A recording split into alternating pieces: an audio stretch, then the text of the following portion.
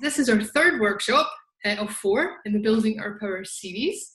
My name, as you probably know, is Argo, and you'll remember Becky, who leads on the Sunrises project's work in the UK, and we're going to facilitate this workshop together. The more we understand about the systems that shape our world, the more we'll be in a position to take action to change them. So, following on from economics, today we'll be talking about financial systems.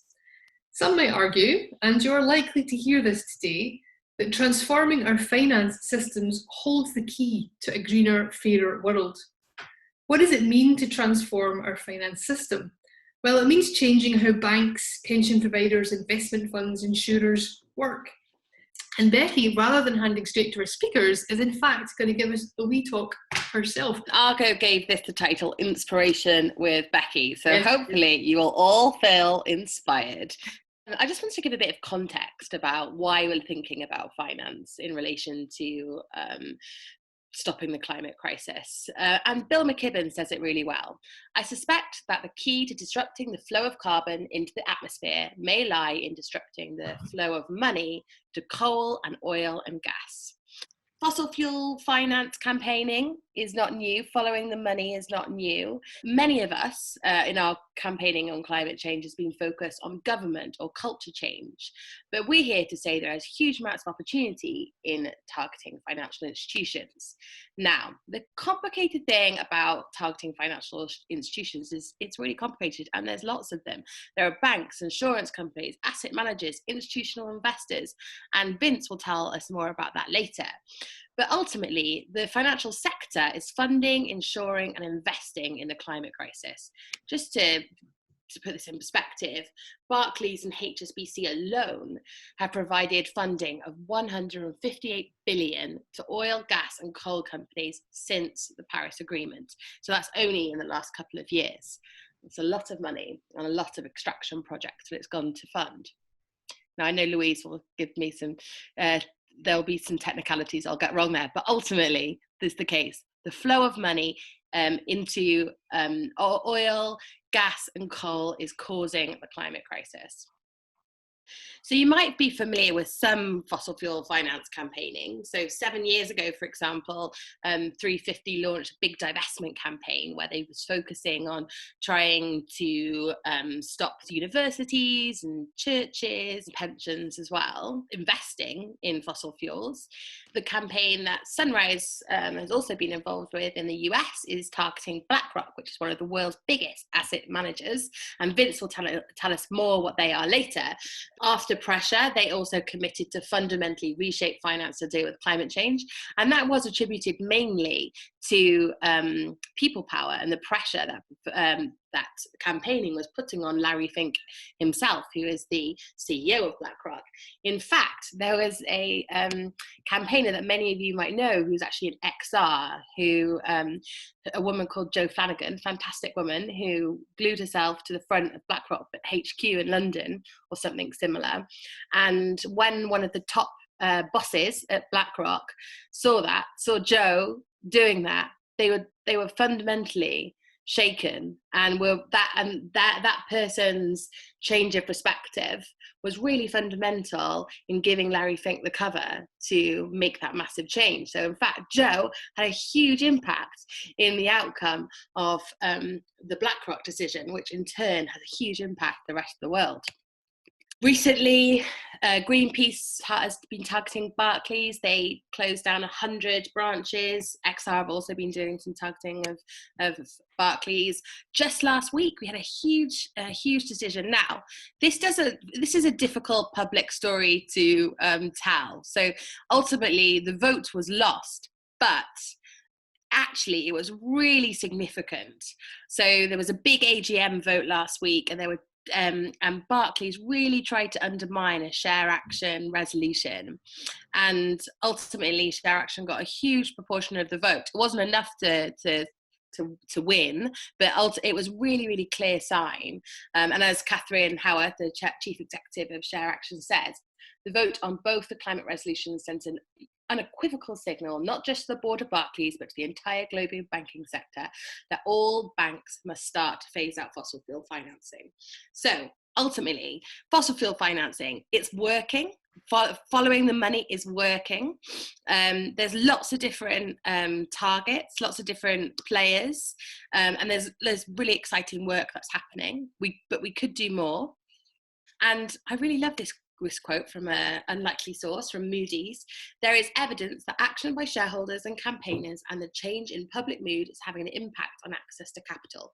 Some fossil fuel producers, said Ben Nelson, analyst of Moody's. Peabody Energy, a US coal company, recently failed to secure refinancing to facilitate a joint venture with Arch Coal. Mr. Nelson believes that this was at least partly because banks are beginning to change their attitudes. So it's really working. Really excited to hear what Vince and Louise have to say. Without further ado, let me please introduce Vince Knowles, who is a finance professional and an XR activist, and Louise Rouse, who is a climate finance campaigner and also a banker. She used to be a banking lawyer, so she knows a lot about technicalities, just as Vince does. This talk is going to be about 15 minutes. But I'll now hand over to Vince to get us started. So first of all, just say hi, everyone. And I really appreciate you taking the time to join us for this conversation. My background is I spent the last 10 years in finance in various forms of sort of ethical or sustainable investment. And, I thought I was, doing my bit for the environment, which, I was doing something good. Until I accidentally took my lunch break and walked across Waterloo Bridge last April, encountered a bunch of people being arrested, and through conversation with those activists, I basically realised that we need much more fundamental systemic change, and so got involved in XR, and a year later here I am doing this. So my hope here is to kind of just share some from what I've learned from my experience in the industry, and I'm sure Louise will jump in and at various points as well and share her experience. So the first thing is financial system is wildly complex. And I really actually was struck by the comment that says, like, we're used to it. We very much treat this thing as sort of like a normal part of our everyday lives. It's part of the, kind of like just the natural law, the way things are. But what I want to do today is basically give you guys a really high level, almost just like a map, to see what the landscape is like, so that as you're learning about different things as you take, if you want to take this forward, you just got a bit of an architecture to hang these different concepts and understand the different players. And then also to throw a few kind of maybe slightly provocative thoughts about how to do that. And so the sort of, I'm going to try and make 3 main points. So first of all, which is just that, we can be demanding more than divestment. Divestment basically meaning asking financial institutions to not invest in fossil fuels. And that, we've got a much deeper systemic problem here. We should follow the money to find out how to affect it. And to understand the different priorities of different parts of the system, I think is really important if you want to be kind of an effective activist. First question, what is the financial system and what is its purpose? So the first distinction I think is really important as you sort of start to take these different concepts apart, is the difference between economic policy and economics and the financial system. So some of the comments that were coming up around questions like GDP and bailouts, and that fits mostly in the realm of economic policy. So economic policy is made by the government, and it does 2 things. One, it sets the rules of the game, which is the regulation, the tax environment, interest rates, subsidies. These are all the factors that influence the way that the financial system and the economy operates, but they are sort of outside of it. It's like the container. And then obviously public investment, that's where the government directly intervenes in the economy through investing from the kind of taxpayer balance sheet, public infrastructure, bailouts, nationalizations, that kind of thing. But what we're going to talk about today is something different, which is the financial system. And the financial system is basically the interconnected web of institutions, financial institutions or investment firms. And what it fundamentally does is it allocates investment or allocates resources in the private sector, the privately owned part of the economy. And this is really important because actually most of the economy is not owned by the government. It's owned by the private sector. It's owned ultimately by different institutions in the financial system. So to give a very practical example of that, when we talk about like switching let's say we have targets for decarbonization for the country, most of that is actually going to play out in the financial system. Government policy will try and nudge it in different directions, but ultimately the decision to get about what gets built, coal-fired power plant or a solar or an offshore wind, that is a decision that is made by investors in the financial system, because all of that is privately owned infrastructure. And the same is true for all sorts of other things. So let's take vehicle electrification as another example. And so fundamentally, the system that we're going to go into, it has basically two purposes. One, to the people whose money it's investing, to savers, it has a responsibility to invest that money wisely, to grow it over time. If you've got a pension pot, you want your pension fund manager to invest in a way that grows your money. But it also, there's a responsibility to society, because the financial system is making decisions that structure the economy, what gets built and what doesn't. Therefore, implicitly has this responsibility to help structure our world in a positive way. So what role does this play in the climate crisis that we're facing? The first context I want to just, always bring us back to whenever I talk about this is the urgency of the situation we're in. We really don't have time for incremental change anymore. What we need is, a handbrake turn, a really radical restructuring of the economy in all sorts of different areas. Because vast parts of the economy are owned by the private sector, then the financial decisions really will influence this. What's the financial system doing now on these big questions? This is the global investment into energy. And as you can see, the investment into renewables, and this is pre-coronavirus. These numbers will change because of coronavirus, but this is the long-term trend. So I think it's important not to get distracted by some kind of short-term wins that we might be getting in terms of carbon emissions, and understand what the structural focus of the finance industry is, which is basically to finance fossil fuels massively over renewables. And the reality of what avoiding runaway climate change is that we need about $1 trillion a year invested into renewables. That involves shifting almost the entirety of the current fossil fuel spend into renewables. And I think this is the important point about divestment, is it's not enough just to move money away from fossil fuels.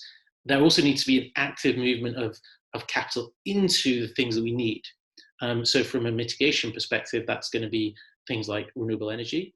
But then there's also a massive investment that's required for adaptation of our economy in all sorts of different ways. So I think we need to think much bigger than just, okay, take the money out. We need to be making a much stronger demand that financial systems take responsibility for restructuring our economy to allow us to survive, not just kind of, take it away from fossil fuels. I really like this quote from everyone's favorite environmentalist, Maggie Thatcher. She was speaking at the UN General Assembly in 1989, and she said, "There will be no profit or satisfaction for anyone if pollution continues to destroy our planet. We should always remember that free markets are a means to an end. They would defeat their object if by their output they did more damage to the quality of life through pollution than the well-being they achieve by the productions of goods and services." And I think it's very clear that we have a market that is doing way more damage than the benefit it's giving. So I think we should all feel entitled to demand a fundamental radical shift in the way that finance operates. And if anyone asks you what that justification is, tell them Margaret Thatcher told you we could do it. That's sort of like the context, right? We need this big shift. But then how does the financial system work? This is where we get into the messy part and some of the complexity that people talked about. I think the best metaphor that I've kind of thought of is actually the water cycle. We're all familiar with this idea that water flows downhill from mountains and it ends up in the ocean, and then ultimately through precipitation it becomes rain, and then it gets dumped back on the mountain. So you've got this sort of cycle going, and the financial system is very similar. This is the one slide that I think that's a lot here, but I think this is the one thing, if you take one thing away and get a bit of an understanding of this, then that's a big positive. So this is basically the flow of money, and it flows very much like water in the water cycle. So at the top, at the left, at the very top of the mountain, you've got asset owners. So these are institutions that actually own money. And we'll talk about the difference between owning and managing money in a second. So these are pension funds, insurance companies, and wealthy people. So these are organizations that actually have a really big bank balance, effectively, and they need to invest it and grow it over time. And the way that they do that is that they Ultimately, they want to invest it in companies, because companies are what make money in the economy, or infrastructure like renewables or like fossil fuel. But these guys, they have sort of limited resources. And so this industry has developed in the middle, which is asset managers. And what they do is they basically offer service to the asset owners, which is they basically create financial products and they invest money on behalf of the people who have it. So the analogy would be like, if you've got savings and you put it into a kind of an online Hargreaves and Lansdowne, for example, account, and that company, or Nutmeg, or there's loads of them out there, that's the asset manager, and you are the asset owner if it's your money. In this system, ordinary people, in effect, are the asset owners for a large amount of the capital in our financial system. If you've got a pension, that money is being invested, on your behalf, or on behalf of the pensioners in that fund.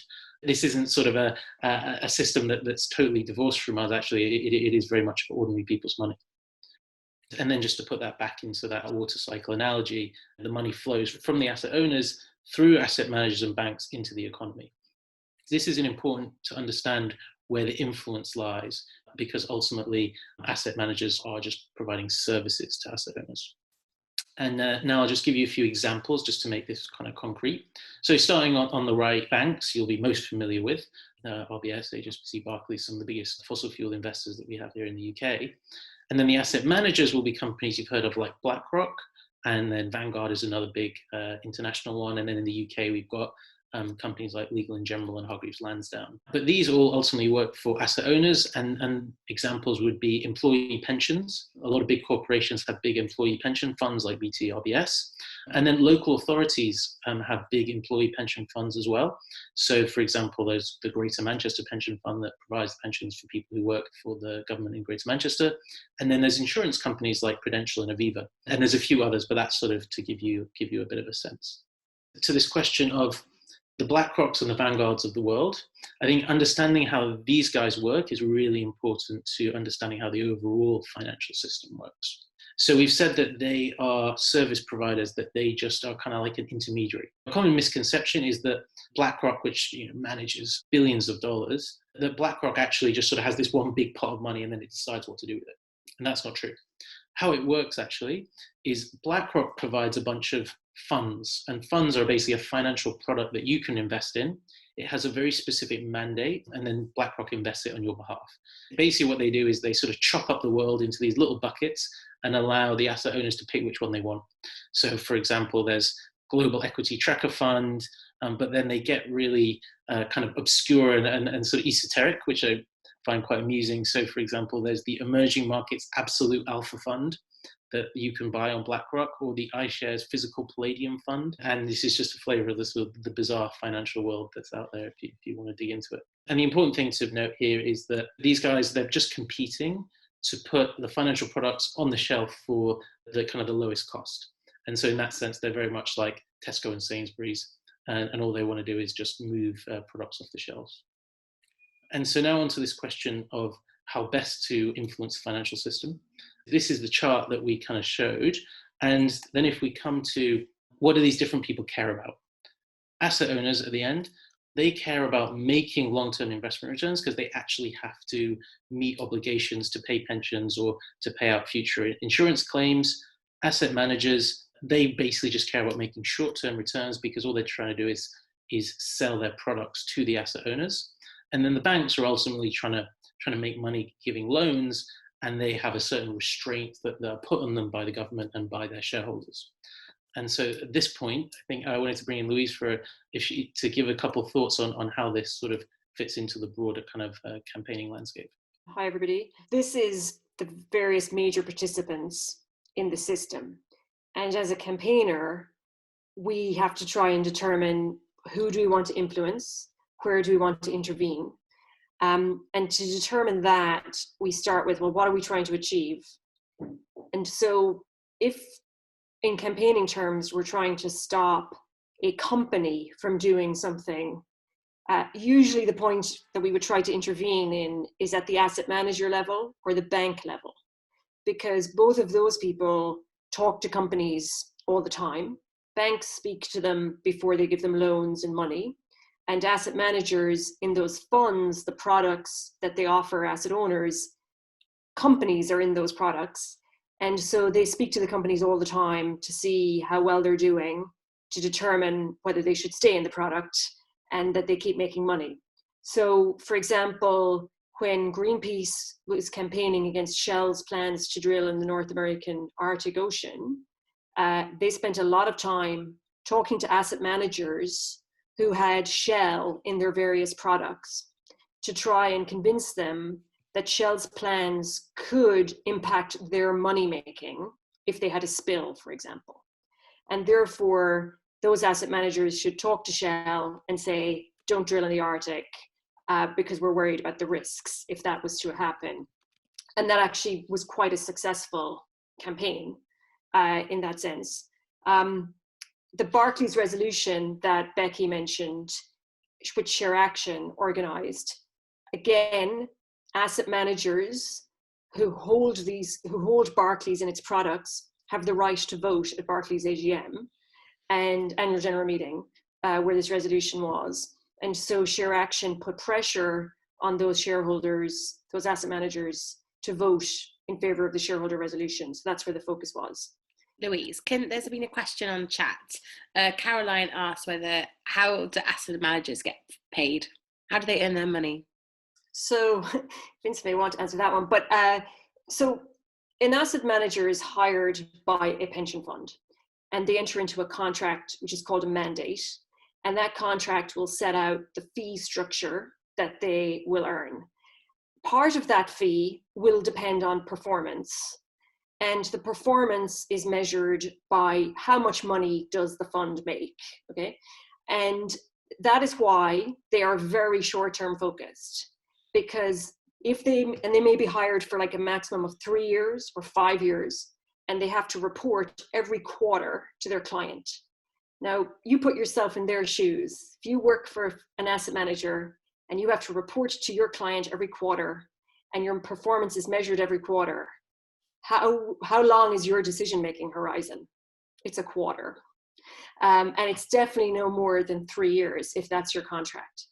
And so there's a mismatch between a pension fund who may have members as young as 18 who are not going to retire till they're 65, hiring people with a 3-year horizon. So there is a mismatch in the system. That's one of the problems in the system.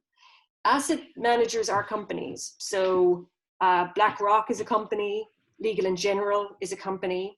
Aviva, which Vince mentioned, is an insurance company, but is also an asset manager. So it works for other people as an asset manager. HSBC is a bank, but it also has an asset management division. So this is where it gets very complicated. These are conglomerates. These are very big companies. So asset managers are usually companies. We've had some campaigning on asset owners, pension funds. The divestment campaign has been focused on that. Richard Curtis, the film director, is setting up a campaign to try and get people more connected to their pension savings.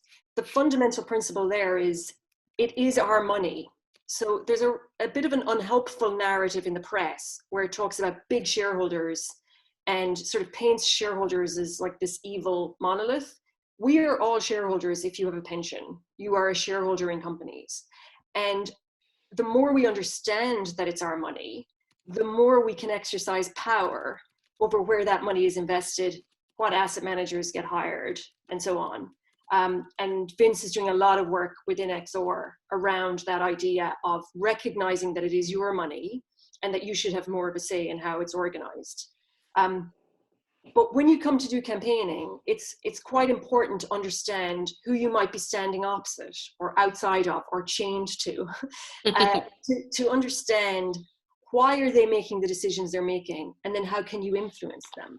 So on BlackRock, for example, who are a major asset manager, they're the Tesco of the situation. They just want to sell their own brand bread, right?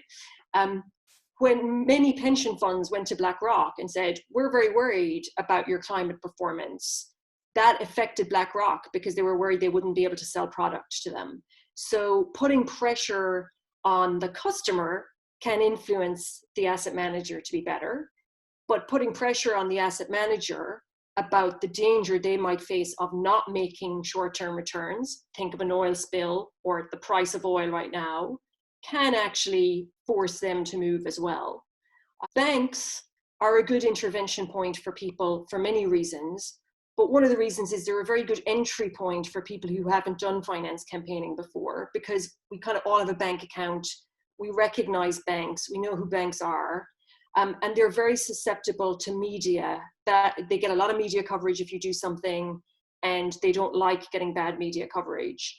And when banks move and say they're not going to fund something anymore, Vince is right that that doesn't change the whole system.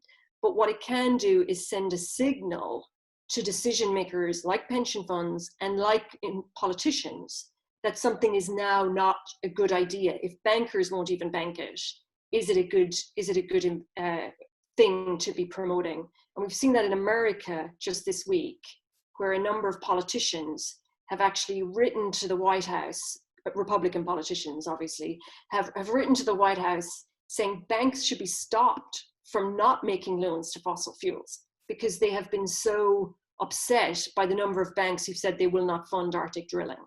So that is an example of where getting some banks to say we won't fund something has a knock-on political influence and can be quite important. This is obviously really complicated and we could talk about it for hours, but just to say that all of these actors provide intervention points for campaigning and for activists. They provide slightly different opportunities. And when you're campaigning against them, you need to understand why they make the decisions the way they make them to help you challenge them more effectively. But together, if people begin to take on finance and fundamentally assert workers' ownership of the money that's in that system, it is our money at the end of the day. It does not belong to these institutions. They manage it on our behalf. The more we assert our ownership over that, the more influence we can have. I think the other thing to think about is like, how systemic do you want your activism to be? On this chart, the further to the right you are, the closer you are to like the details and to like the cold face of like what actually gets invested in sort of today. But also the further to the right you are, the less power these people have to make big shifts. Because it's like thinking about, again, this water analogy, when you go up to the top of the, the source of the river, it's much easier to direct its flow if you want to make it go in a completely different direction. So I think for me, if we are trying to make much more deep, profound, systemic demands, I think it's important that we look more at the asset owners who are often less high profile, because those are the people that actually have the power to start making everyone further down in the stream think differently. And it's probably like a kind of a slower, maybe a longer kind of work, but I actually think that there's a lot of opportunity there to make really big demands, because ultimately, like these pension funds, they fundamentally are actually aligned. They want to see people living in 50, 100 years, because that's the whole point of a pension fund. Whereas the whole point of an asset management company is to make money right now. So it's all about I think the more kind of big our demands are, I think we're going to get more traction higher up that flow with the asset owners. Although arguably, Vince, that targeting any actor also helps like move the debate and influence the asset owners and asset managers. Yes, but the power of an asset, the amount an asset manager will listen to its client, who basically has the ability to fire them and go pick a different asset manager, compared to how much they will listen to anyone else, I think that's a big difference. So if you can get the asset managers like really like being really aggressive about this with their asset managers, that's when I think you actually start to see a sort of a systemic shift. I don't disagree with you, but I think that they all are important players to target for different reasons. Anyway, yeah. Without further ado, let us hand it over to the Q&A, and there are already some great questions.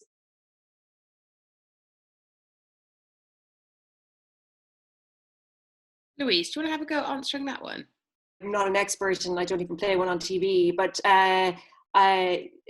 there are people, I'm sure, and I'm very happy to take the content of that question and bring it back to some people who I feel would be experts on renewable energy. But what I would say in broad strokes is that First of all, renewables are cost competitive with fossil fuels right now. So the point about cost competitiveness and profitability, renewables are there. And there's actually an argument that we don't need to further subsidize renewables, in fact, because they're cost competitive.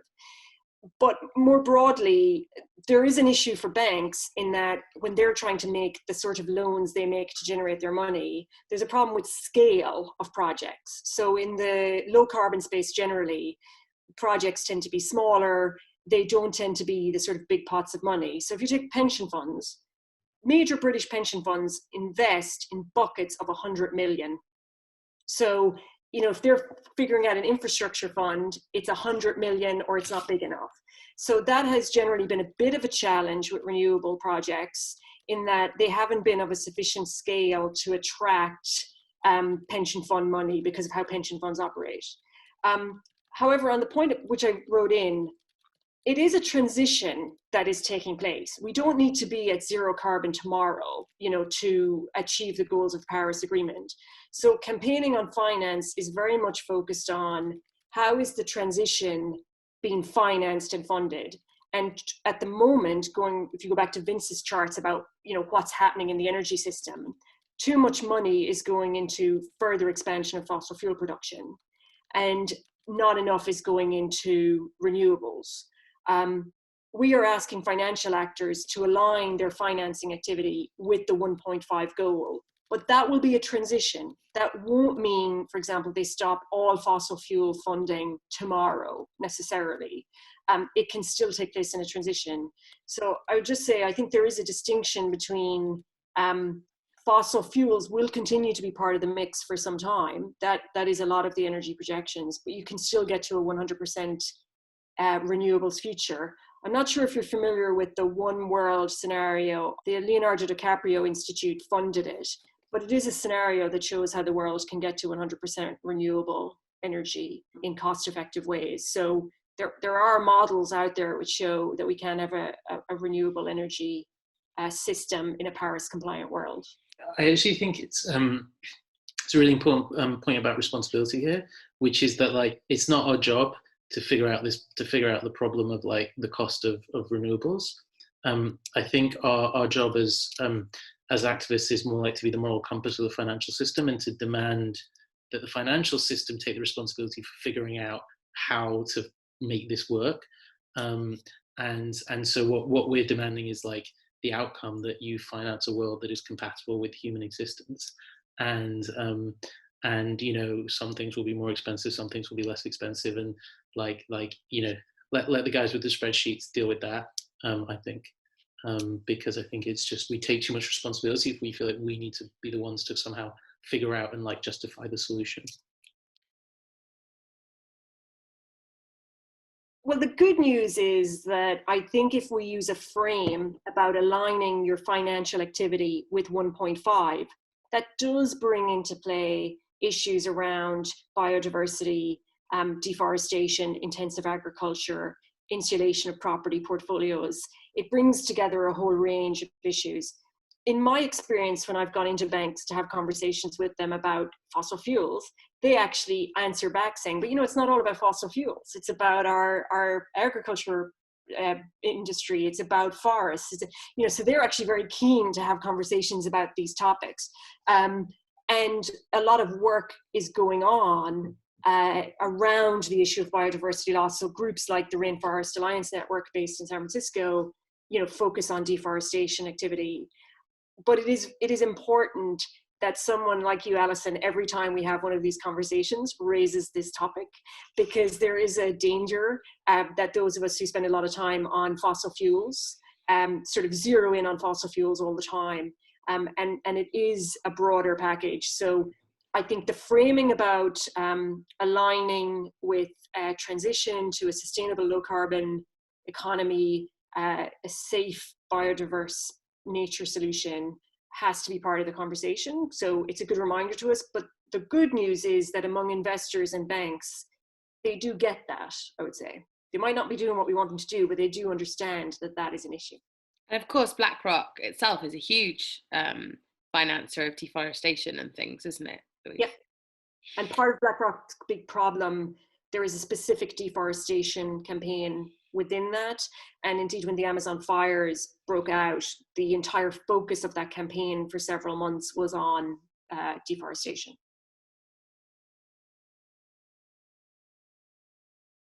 The financial system is like the place that we collectively as a society like decide what's important. What gets investment is what we're deciding is important. So I think it 100% is part of this bigger story about like, okay, what's the purpose of the economy? What's the purpose of our society? And that this, you know, we should be bringing the financial system back into the service of people and the ecosystems that support us. So I guess I sort of broadly agree with that. But I think that the kind of the problem that you hit there is that like is that there's so much resistance to doing that because the system is so entrenched in you know, feeding these like short-term profit cycles, and so I think that's where like that, you know, that is the point of needing this kind of activism. And sort of just blending in a little bit to the last comment, you sort of said, okay, well, it's bigger than carbon, and it's bigger than ecosystem. And it's also, I think the other thing to remember is, you know, we very well may be heading down a path of runaway climate change and need, you know, rapid, radical adaptation investments coming down the line. So I think the more that we can like make this about engaging individuals and bring them into an emotional connection with the reality of the situation that we're in, and really challenging like the norms in the financial system. You're not just like dealing with like climate or fossil fuels as like an issue. You're building like the adaptive capacity of the financial system to like actually respond to reality, which I think is going to be a really important for our sort of, you know, collective well-being in the next 50 years.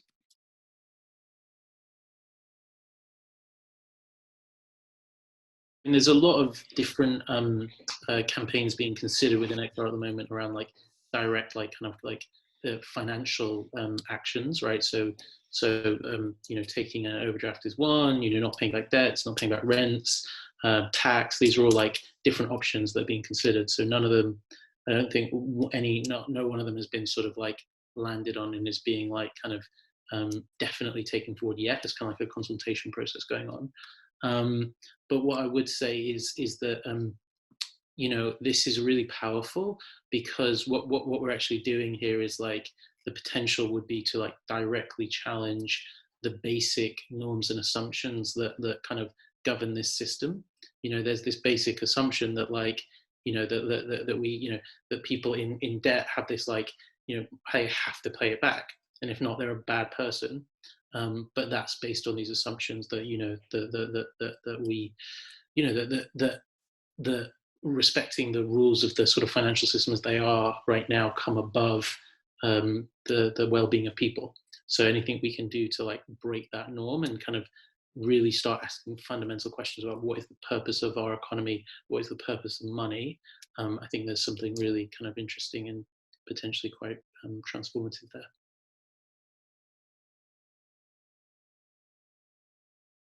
We need to protect the world's carbon sinks.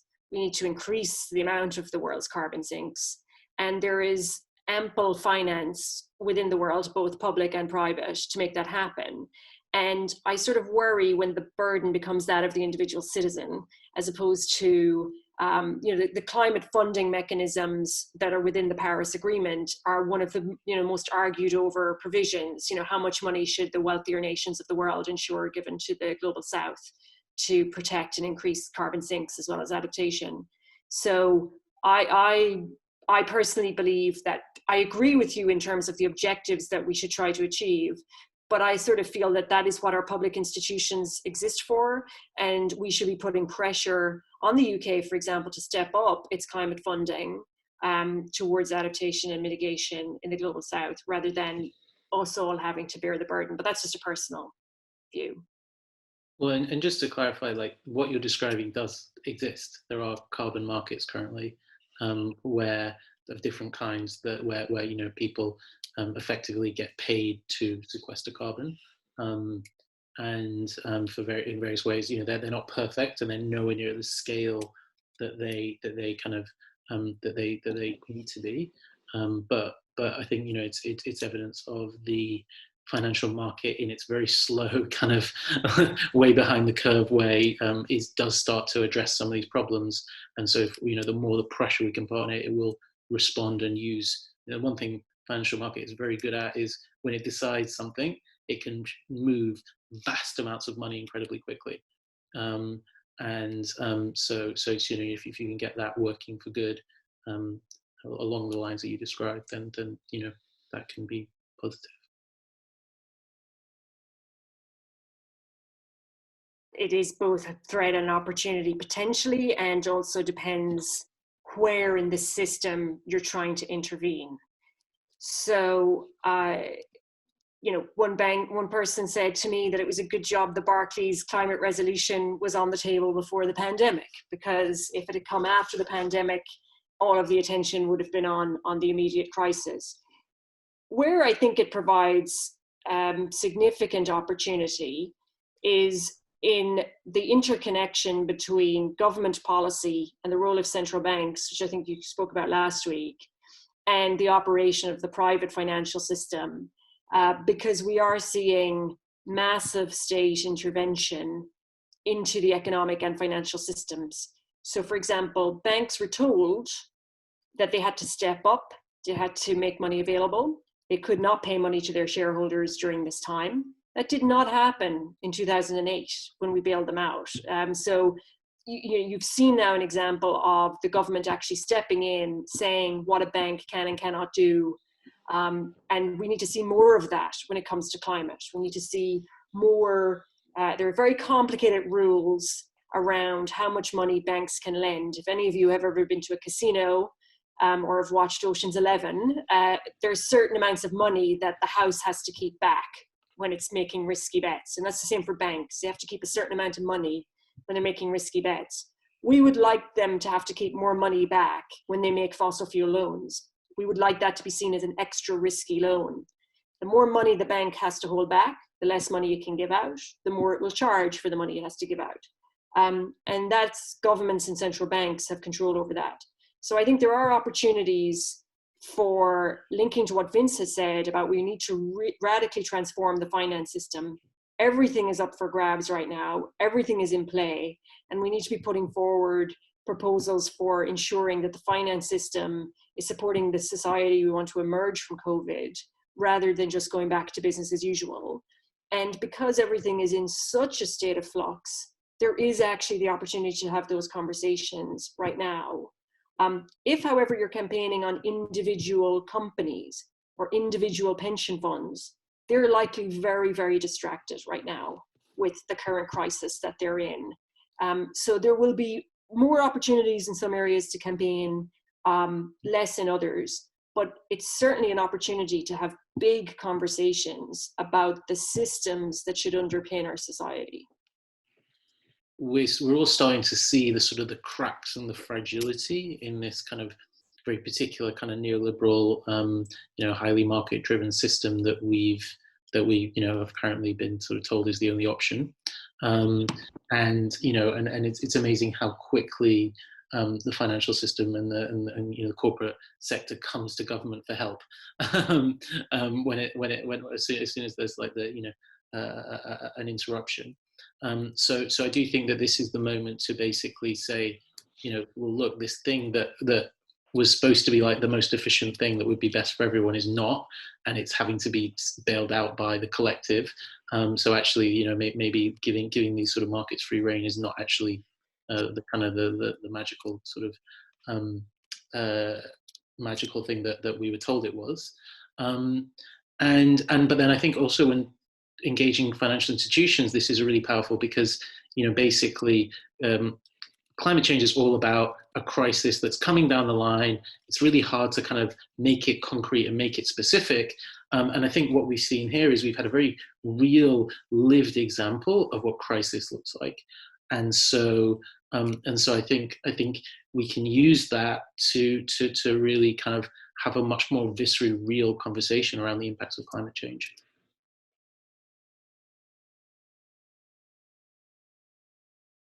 The reason why I'm doing this is because this talk is because I feel like there's a real the financial system is incredibly opaque, and there's a real lack of like digestible education out there. So I do think the more that we can educate people to understand how the system works, and say like it's not working, and that you can have something better, and you do deserve something better, and that's, I think, essentially.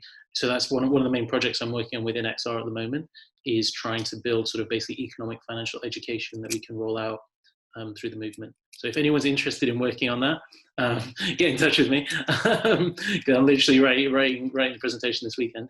And then to the people in the banks, I think it's all about like human connection, right? Like for me, like one of the most powerful things about XR was that, it's all about transforming people and meeting people where they are, no blame and shame, but bring the truth, and really like force people to take responsibility for the truth. And so I think the more we can do that with people who work in these financial institutions, the more we'll humanize them. They're really dehumanized, and people are like locked in little like institutional boxes of like disconnection from reality. So anything we can do as activists to break that is helpful. And then to your final point about them caring about the clients, yes, I think you've perfectly articulated the problem with the challenge with going directly to the asset management system.